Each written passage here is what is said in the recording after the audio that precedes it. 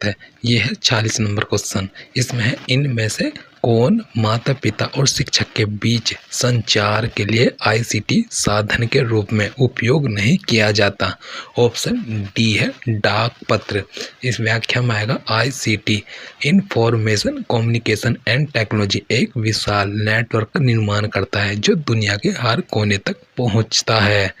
माता पिता और शिक्षक के बीच संचार के लिए आईसीटी साधन के रूप में ब्लॉग, वेबसाइट तथा फोन संदेश आदि का उपयोग किया जाता है, जबकि डाक पत्र का प्रयोग आईसीटी के अंतर्गत नहीं किया जाता, क्योंकि आईसीटी नई तकनीकी से संबंधित है जिसमें डाक पत्र का कोई स्थान नहीं होता, क्योंकि यह संदेश भेजने का पारंपरिक साधन था।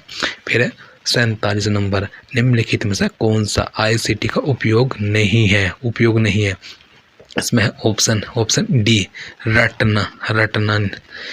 इसमें आएगा रटना आईसीटी का उपयोग नहीं है। आईसीटी सॉफ्टवेयर और हार्डवेयर सिस्टम का एक पैकेज है जो अक्सर शिक्षण पद्धति की सहायता करने और एक इंटरैक्टिव प्रक्रिया के माध्यम से शिक्षा की गुणवत्ता बढ़ाने के लिए डिजिटल एड से लैस है। यह एक आधुनिक नवाचार और नवीनतम शिक्षण उपकरण है जिसे डिजिटल युग में संकायों ने अपनाया है। फिर से 48 नंबर में आएगा। 48 नंबर में इनमें से कौन सा आईसीटी का मोड सामान्यतः उपयोग नहीं किया जाता। ऑप्शन डी में आएगा पाठ्य पुस्तक अधिगम। इसमें आएगा शिक्षा में सूचना और संचार प्रौद्योगिकी। आईसीटी शिक्षा का वह तरीका है जो सूचना के वितरण को समर्थन बढ़ाने और अनुकूलित करने के लिए सूचना और प्रौद्योगिकी का उपयोग करता। फिर इसमें आएगा उपयोग करता है। दुनिया भर में शोध से पता चला है कि आईसीटी का प्रिंट, ऑडियो या वीडियो कैसेट, रेडियो और टीवी प्रसारण, कंप्यूटर या इंटरनेट का उपयोग प्रस्तुति और प्रदर्शन के लिए उपयोग किया जा सकता है, जो 5 स्तरों में सबसे बुनियादी है। वीडियो तकनीकों को छोड़कर पूरी तरह से तकनीकों का उपयोग करके ड्रिल और अभ्यास भी किया जा सकता है। पाठ्य पुस्तक अधिगम आईसीटी के अंतर्गत नहीं आता, क्योंकि यह लिखित रूप में भारी तौर पर होता है जिसे शिक्षक कक्षा में बुनियादी तौर पर छात्रों को पढ़ाता है। फिर 49 में आएगा स्कूली शिक्षा 2012 में आईसीटी की राष्ट्रीय नीति 2012 के अनुसार आईसीटी अवसंरचना की कितनी श्रेणियां हैं। डी आएगा 2।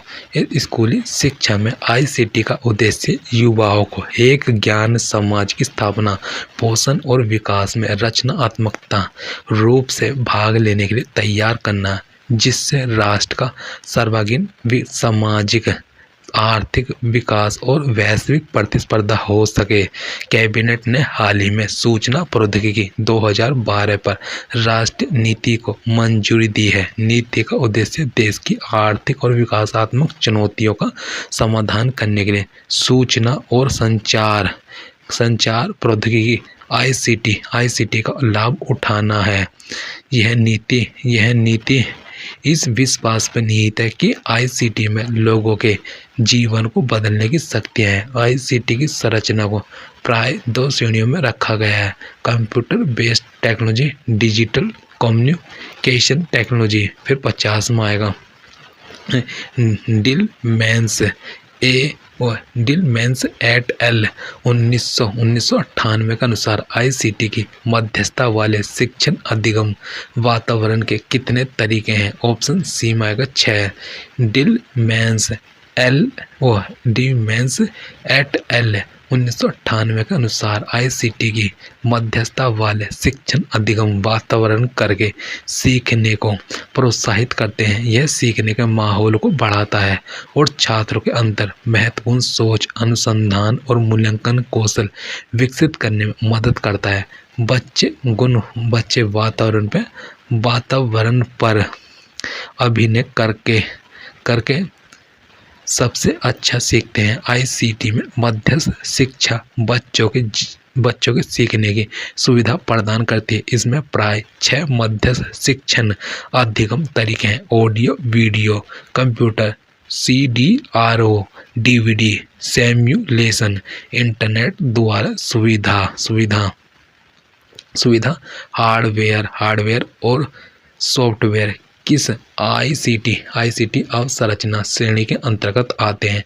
ऑप्शन ए, अवसंरचना को सक्षम करना। ICT इंफ्रास्ट्रक्चर सभी सूचना और संचार प्रौद्योगिकी, अवसंरचना और system, software, hardware, firmware, network और कंपनी की वेबसाइट सहित है जो एक संगठन में उपयोग किए जाते हैं।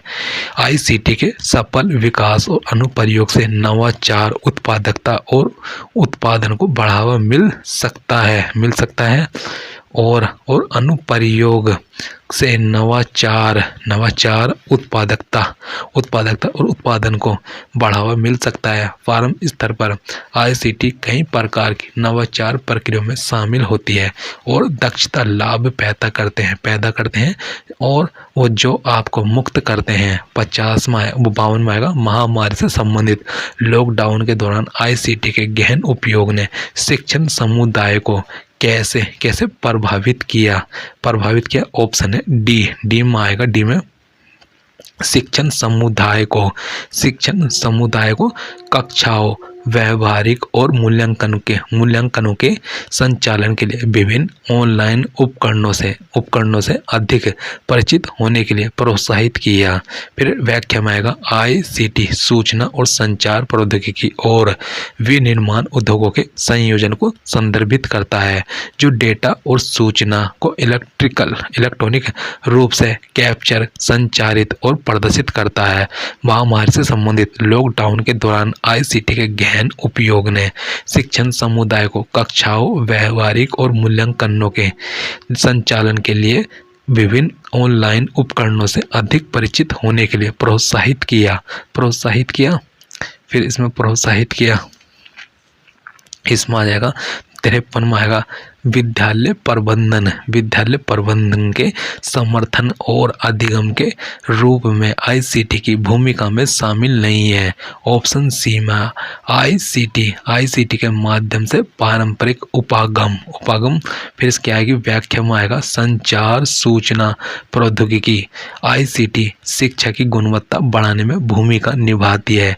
ICT के प्रशासन और प्रबंधन अनुप्रयोग वर्तमान में स्कूलों में लोकप्रिय क्योंकि डेटा भंडारण से लेकर ज्ञान प्रबंधन में इसकी क्षमता है।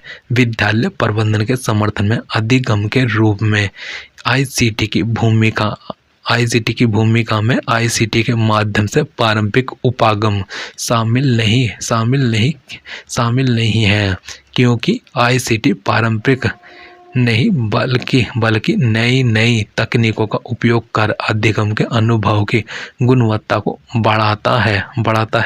फिर 54 में आएगा, 54 में ICT पर राष्ट्रीय नीति के अनुसार निम्नलिखित में से कौन विद्यालय में डिजिटल संसाधनों की खोज, मिलान और वर्गीकरण करेगा और उन्हें शिक्षकों को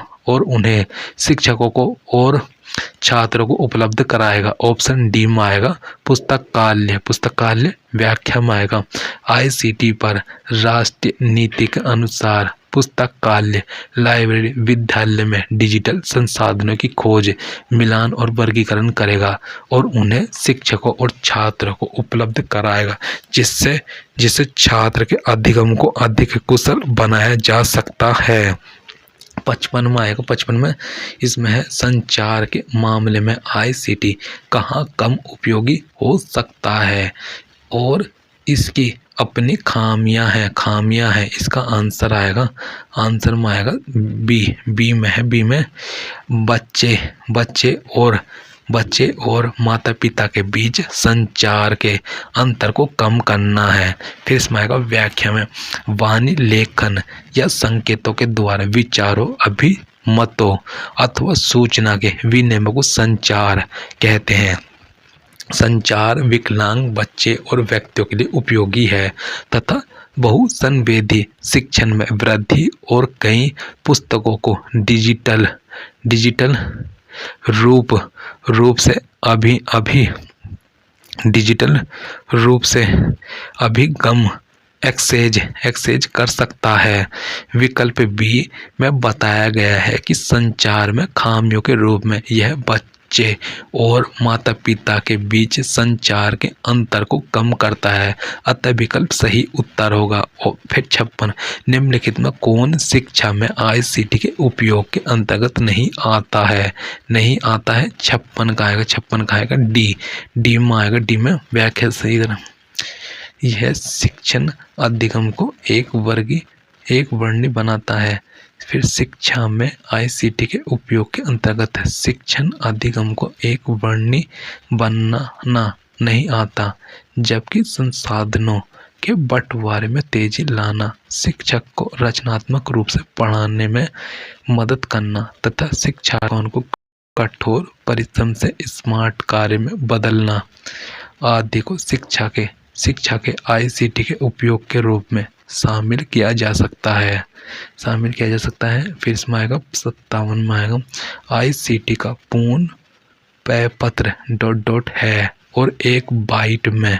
बिट्स होते हैं। इसमें आएगा 15, इसमें व्याख्या सहित, इसमें सी में आएगा इंफॉर्मेशन एंड कम्युनिकेशंस टेक्नोलॉजी 8। फिर ICT का पूर्ण पैपत्र इंफॉर्मेशन एंड कम्युनिकेशन टेक्नोलॉजी है तथा इसके एक बाइट में 8 बिट्स होते हैं। सूचना और संचार प्रौद्योगिकी, जिसे आमतौर पर ICT कहा जाता है, इसके माध्यम से किसी भी समय तथा किसी भी माध्यम से उच्च शिक्षा संस्थानों में सभी विद्यार्थियों के लिए इंट्रानेट पर उच्च गुणवत्ता वाले व्यक्तिगत और सक्रिय ज्ञान मॉड्यूलों को उपलब्ध कराया जाता है। फिर 58 का आएगा, 58 का, वह कथन का चयन करे जो शिक्षा में ICT का सबसे अच्छा वर्णन करता हो। ऑप्शन बी में आएगा, ICT शिक्षण अधिगम को प्रभावी बनाता है। ICT शिक्षण अधिगम को प्रभावी बनाता है। फिर इसमें आएगा, शिक्षा में ICT information and communications technology का सबसे अच्छा वर्णन है कि यह शिक्षण अधिगम को अधिक प्रभावी बनाता है क्योंकि ICT सूचना और संचार उपकरणों को स्कूलों में व्यापक रूप से सूचना बनाने, संग्रहित करने, प्रसारित करने तथा प्रबंधित करने आदि के लिए उपयोग किया जाता है, जिससे कि छात्र को कहीं भी किसी भी समय उच्च गुणवत्ता वाले परिणामों को प्राप्त करने में सफलता प्राप्त हो सके। फिर 59 में ICT ... और I ... कौशल को बढ़ावा देता है। 59 का आएगा, इसमें आएगा 59 में डी में क्या है, यह उच्च कर्म चिंतन और तर्क कौशल है। व्याख्या में आएगा, ICT information and communication technology का उपयोग विभिन्न तरीकों से किया जाता है, जैसे कि व्यावसायिक संसाधनों को बढ़ावा देना, ग्राहकों को लाना तथा व्यवसाय में उत्पादकता को बढ़ाना। अतः इसलिए कहा जा सकता है कि ICT उच्च कर्म चिंतन और तर्क कौशल को बढ़ावा देता है। फिर 60 में आएगा, शिक्षा में ICT के उपयोग में शामिल है। ऑप्शन ए में आएगा, वीडियो कॉन्फ्रेंसिंग शिक्षा में ICT के अनुप्रयोग में video conferencing, radio, TV, telephone, satellite प्रणाली, कंप्यूटर आदि शामिल है। इन सूचना और संचार उपकरणों को स्कूल में व्यापक रूप से सूचना बनाने, संग्रहित करने, प्रसारित करने या संचार करने और प्रबंधित करने के लिए उपयोग किया जाता है। फिर इसमें आएगा 61 में आएगा, साक्षी एक विद्यालय में पढ़ा रही है, निम्नलिखित गुण का चयन करें जो उसे एक पारंपरिक शिक्षक से अलग बनाता है। ऑप्शन सी में आएगा, वह ICT से परिचित है। फिर इसमें आएगा, व्याख्या में व्याख्या में साक्षी एक विद्यालय में पारंपरिक शिक्षक के रूप में शिक्षक के रूप में पढ़ा रही है तो उसके लिए निम्नलिखित गुण होना चाहिए जो इस प्रकार हैं। वह शिक्षण के निगमनात्मक उपागम का उपयोग करती है। वह चौक और टोक विधि को बढ़ावा देती है। वह पढ़ाते समय शिक्षण सहायक सामग्री का उपयोग नहीं करती है आदि। जबकि वह आईसीटी से परिचित है। यह कथन पारंपरिक शिक्षक प्रणाली के अंतर्गत नहीं आता है क्योंकि आईसीटी का उपयोग पारंपरिक नहीं बल्कि आधुनिक या वर्तमान शिक्षण प्रणाली में किया जा रहा है। अतः यहाँ पर कथन सी इसका सही उत्तर होगा। फिर इसमें हो जाएगा सही उत्तर होगा। फिर 62 में आएगा निम्नलिखित में से कौन सा आईसीटी का उपयोग करने का उद्देश्य नहीं है। ऑप्शन बी, शिक्षा में पारदर्शिता छिपाना, शिक्षा व्यवस्था में पारदर्शिता छिपाना।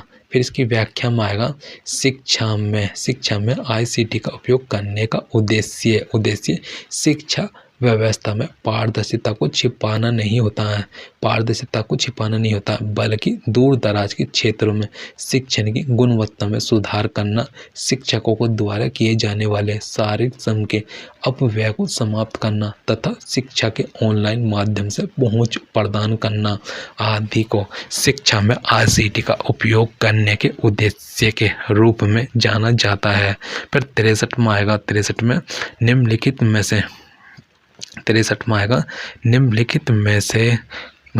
में से कौन सा शिक्षा में आईसीटी कार्यान्वयन का मुख्य लक्ष्य नहीं है। ऑप्शन ए, छात्रों को भविष्य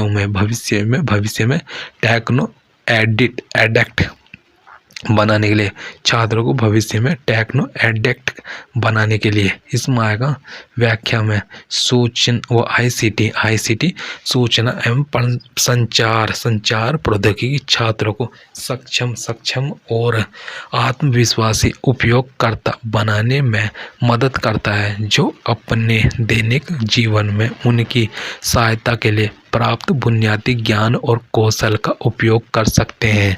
शिक्षा में आईसीटी के कार्यान्वयन का मुख्य लक्ष्य छात्रों को व्यापक ज्ञान प्राप्त करने में सक्षम बनाना, छात्रों को सूचना को संसाधित करने की क्षमता से पोषण करना तथा गतिशील और नवोन्मेषी शिक्षण वातावरण से विद्यालय को घेरना आदि है। फिर इसमें आएगा 64 में आएगा आईसीटी की बढ़ती मांग में आगे रहने और प्रतिस्पर्धी व्यक्ति बनने के लिए एक नेता को ... के साथ तालमेल रखना चाहिए। ऑप्शन बी में आएगा अद्यतन तकनीक। आईसीटी सूचना एवं संचार प्रौद्योगिकी की बढ़ती मांग में आगे रहने और प्रतिस्पर्धा व्यक्ति बनने के लिए एक नेता को अद्यतन तकनीक के साथ तालमेल रखना चाहिए। अद्यतन तकनीक अपडेटेड टेक्नोलॉजी पुरानी तकनीकी को डिजिटल माध्यम से परिवर्तित करने पर बल देती है जिसमें नई विभिन्न प्रकार की तकनीकों को शामिल किया जाता है जिससे कम समय में अधिक परिणामों की प्राप्ति की जाती है। फिर 65 में आएगा आईसीटी अधिगम के निम्नलिखित में से कौन सा उपकरण प्रदान नहीं करता इसका आएगा डी का आएगा प्रयोगशालाओं। आईसीटी या सूचना एवं संचार प्रौद्योगिकी बुनियादी ढांचा और घटक है जो आधुनिक कंप्यूटिंग को सक्षम बनाता है।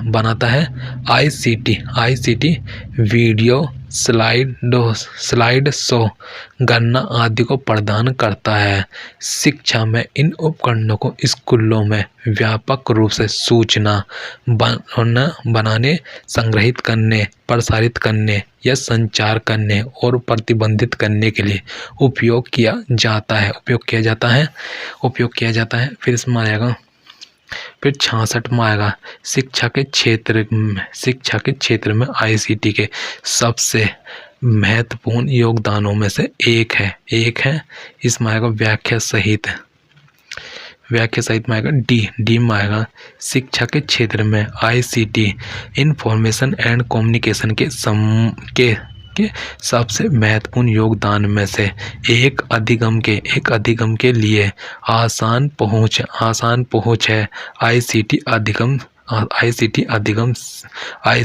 अधिगम शिक्षण और मूल्यांकन में सहयोग देता है। स्वयं निर्धारित गति से अधिगम और अवधारणा निर्माण को प्रोत्साहित करता है तथा अधिगम के साधनों का कहीं भी और कभी भी अधिगम का अवसर प्रदान करता है। इसलिए आईसीटी का अधिगम के क्षेत्र में विशेष महत्व होता है।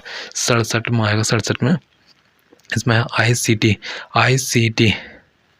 इसमें आएगा निम्नलिखित में से कौन सा अधिगम में आईसीटी का टूल का उपयोग नहीं है। ऑप्शन सी में आएगा, ना ही फर्स्ट ना ही सेकंड। कक्षा में सीखने की स्थिति बनाना, जानकारी एकत्रित करना और साथियों के साथ प्रसार करना, यही है। ऑप्शन सी में आएगा सूचना एवं संचार प्रौद्योगिकी, information and technology, communication technology. ICT एक व्यापक क्षेत्र है जिसमें सूचना के संचार के लिए हर तरह के प्रौद्योगिकी समाहित है। यह ऐसी प्रौद्योगिकी है जो कि सूचना के संचालन की योग्यता रखता है तथा संचार टूल्स जैसे radio, television, cell phone, computer, hardware और सॉफ्टवेयर विभिन्न सेवाओं और अनुप्रयोगों से सूचना के प्रसार की सुविधा प्रदान करता है। अतः कक्षा में सीखने की स्थिति बनाना तथा जानकारी एकत्रित करना और साथियों के बीच प्रसार करना आईसीटी टूल का उपयोग नहीं है। फिर 68 में आएगा, सीखने की प्रक्रिया को बेहतर बनाने में तकनीक का उपयोग करने को शिक्षण में ... कहते हैं। ऑप्शन बी में आएगा आईसीटी। फिर इसमें आएगा, सीखने की प्रक्रिया को बेहतर बनाने में तकनीकी का उपयोग करने को शिक्षण में आईसीटी कहते हैं। आईसीटी या सूचना एवं संचार तकनीकी की सहायता से एक अध्यापक शिक्षण अधिगम प्रक्रिया को प्रभावी बना सकता है। सूचना एवं संप्रेषण तकनीकी छात्र केंद्रित अधिगम प्रक्रियाओं तथा समस्या समाधान विधि, परियोजना विधि इत्यादि को प्रयुक्त करने में सहायक प्रदान करती है। इसके तीव्र विस्तार के साथ साथ अध्यापक की भूमिका में भी बदलाव आ रहा है। इसमें आएगा, फिर सूचना एवं प्रसारण तकनीकी आईसीटी के विकास के साथ भविष्य के अध्यापक का रोल होगा। ऑप्शन सी में आएगा, विद्यार्थियों के सीखने को प्रोत्साहित करना। फिर इसमें आएगा, व्याख्या में आईसीटी के विकास के साथ ही अध्यापक का रोल मुख्य रूप से विद्यार्थियों को सीखने के लिए प्रोत्साहित करना मात्र रह जाएगा। आईसीटी तकनीक का इस्तेमाल शिक्षकों द्वारा मुख्यतः शिक्षार्थी के अधिगम को स्थायी तथा ज़्यादा प्रभावकारी बनाने के लिए किया जाता है, जिससे वे शिक्षण प्रक्रिया में ज़्यादा रुचि लेकर अपने ज्ञान का विस्तार कर सके। फिर इसमें आएगा 70 में सूचना और संचार अवसंरचना के संदर्भ में निम्नलिखित में कौन सा युग्म सही सुमेलित है। ऑप्शन बी में आएगा, ओनली केवल फर्स्ट। इसमें फर्स्ट में आएगा भौतिक दूर संचार प्रणाली, केबल, सैटेलाइट। फिर इसमें आए सेकंड में क्या है, भौतिक दूर संचार प्रणाली का उपयोग करने वाली सेवाएं, डाक प्रसारण। ये नहीं होता क्योंकि आईसीटी में ये नहीं आता। फिर इसमें आएगा व्याख्या में सूचना और संचार अवसंरचना एक संगठनात्मक रूप, एक विश्लेषणात्मक परिप्रेक्ष्य या एक सिस्टमेटिक नेटवर्क की तकनीक संरचना है। भौतिक दूर संचार प्रणाली के अंतर्गत केबल, सैटेलाइट शामिल है, जिसका हिंदी मतलब उपग्रह होता है। मानव द्वारा बनाया गया यह एक ऐसा ऑब्जेक्ट है जो कि पृथ्वी के चारों ओर चक्कर लगाता है और भिन्न भिन्न सेवाएं प्रदान करता है तथा भौतिक दूरसंचार प्रणाली का उपयोग करने वाली सेवाओं में डाक प्रसारण शामिल नहीं होता। अतः यहाँ पर कथन फर्स्ट सही कथन है, फर्स्ट वह कथन गलत, सेकंड गलत कथन है। फिर 71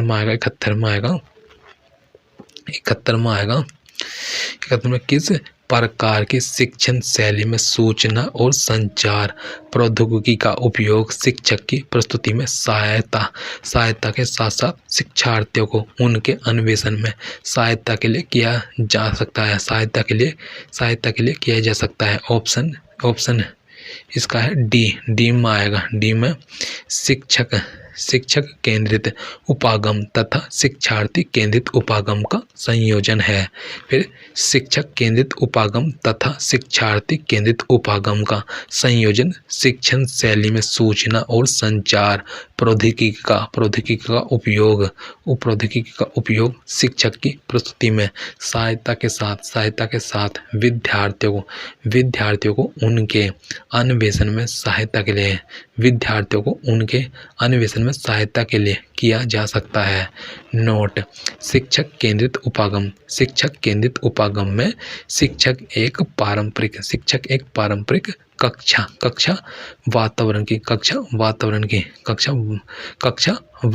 कक्षा वक्ता की भूमिका निभाते हैं, जो उन छात्रों की विषय वस्तु प्रदान करते जिनसे सूचना को निष्क्रिय रूप से अवशोषित करने की अपेक्षा की जाती है।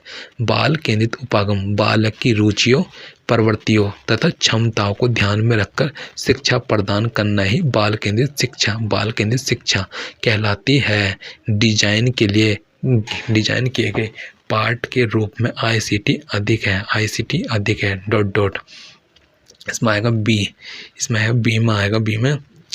इसमें आएगा आकर्षक और दिलचस्प। इसमें आएगा व्याख्या में डिजाइन किए गए पाठ के रूप में आईसीटी अधिक आकर्षक और दिलचस्प है। आईसीटी इंफॉर्मेशन कम्युनिकेशंस टेक्नोलॉजी सूचना और संचार उपकरणों को स्कूलों में व्यापक रूप से सूचना बनाने और संग्रहित करने, प्रसारित करने या संचार करने और प्रबंधित करने के लिए उपयोग किया जाता है। यह छात्रों के आत्मसम्मान में और अधिक वृद्धि करता है तथा इंटरनेट तक पहुंच छात्र को स्वयं शोध करने तथा अपनी गहरी सोच वाले विषयों को सीखने का अवसर भी प्रदान करता है। फिर 73 में आएगा संदेश पहुंचाने के लिए माध्यम क्या है। इसमें आएगा व्याख्या सहित ए में आएगा। ए में संदेश पहुंचाने के लिए माध्यम क्या है। ऑप्शन ए है दृष्टि, सुनना, स्पर्श, स्वाद, गंध। संदेश भेजने के लिए उपरोक्त में से कोई भी इसमें आएगा। व्याख्या में आएगा संदेश पहुंचाने के लिए माध्यम है दृष्टि, सुनना, स्पर्श, स्वाद, गंध। इनमें से कोई भी संदेश भेजने का माध्यम हो सकता है।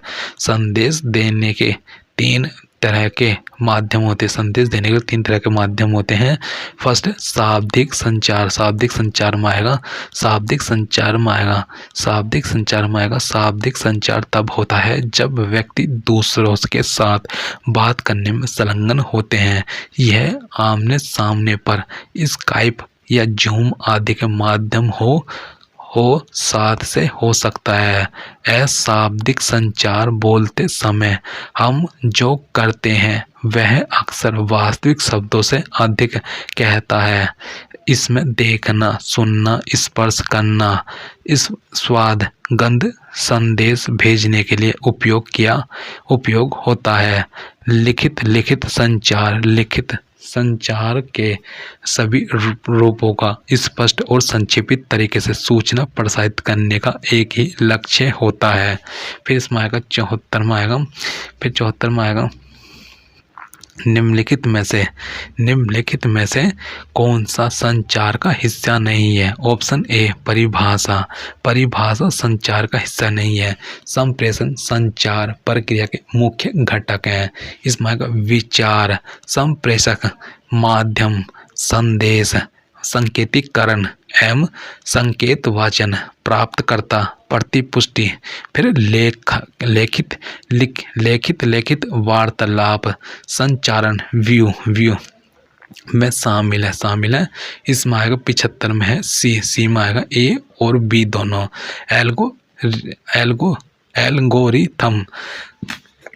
एल्गोरिथम फिर है डिसीजन टेबल है। व्याख्या में है लेखिका, वार्तालाप, संचारण। व्यू में एल्गोरिदम और डिसीजन टेबल दोनों शामिल होते हैं। फिर इसमें आएगा 76 में आएगा निम्नलिखित में से कौन सी प्रक्रियाओं, विचारों, तथ्यों, राय, सूचना और समझ के आदान प्रदान को संदर्भित करती है। इसमें आएगा ऑप्शन डी में आएगा संचार। व्याख्या में आएगा संचार प्रक्रिया विचारों, तथ्यों, राय, सूचना और समझ के आदान प्रदान को संदर्भित करती है, अर्थात दो या दो से अधिक व्यक्तियों के मध्य सूचनाओं अथवा संदेशों व विचारों का आदान प्रदान ही संचार कहलाता है, जिसमें विचारों, तथ्यों, राय, सूचना और समझ के आदान प्रदान को शामिल किया जाता है। इसमें आएगा इसमें है 77 में आएगा निम्नलिखित में से कौन सूचना प्रसंस्करण सिद्धांत के चरणों में से एक नहीं है। ऑप्शन सी में आएगा चयनित जानकारी का उपयोग करना। व्याख्या में आएगा चयनित जानकारी का उपयोग करना सूचना प्रसंस्करण सिद्धांत में से शामिल नहीं है। इस सिद्धांत के अनुसार मनुष्य भी कंप्यूटर की तरह सूचना को अपनी स्मृति में पंजीकृत करता है, संचित करता है तथा आवश्यकता अनुसार संचित सूचना में फेरबदल करता है। कोई भी नई सूचना सबसे पहले संवेदी स्मृति में आती है। थैंक यू दोस्तों आज के लिए।